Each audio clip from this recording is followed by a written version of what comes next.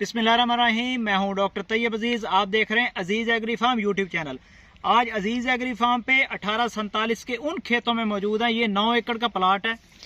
ये super fan के बाद एक ही सीजन में दूसरी मरतबा जो काश्त की गई वैरायटी 1847 है, उसका प्लाट है। तो ये अब पक के तैयार है। आज 15 अक्टूबर है 2025। आप देख सकते हैं कि सुपर फैन भी बहुत अच्छी पैदावार दी है। उसके बाद 1847 की जो कंडीशन है माशाल्लाह देखने से ताल्लुक रखती है।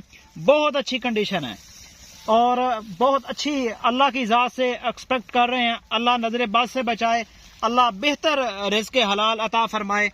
तो हम इसीलिए कहते हैं कि डबल क्रॉप की तरफ आएँ। ऐसी वैरायटीज जो शॉर्ट ड्यूरेशन है आप काश्त करें, वक्त और सारी चीजें खाद प्लान को मैनेज करके चले ताकि अच्छा ज़ेर मुबादला कमाया जा सके।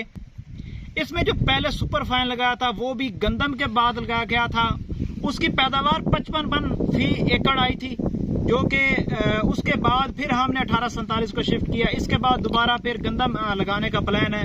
तो इंशाल्लाह नेक्स्ट जो भी मुवाजना होगा, इसकी जो भी औसत पैदावार है तमाम दोस्तों को शेयर करेंगे। बहुत शुक्रिया। अल्लाह हाफिज।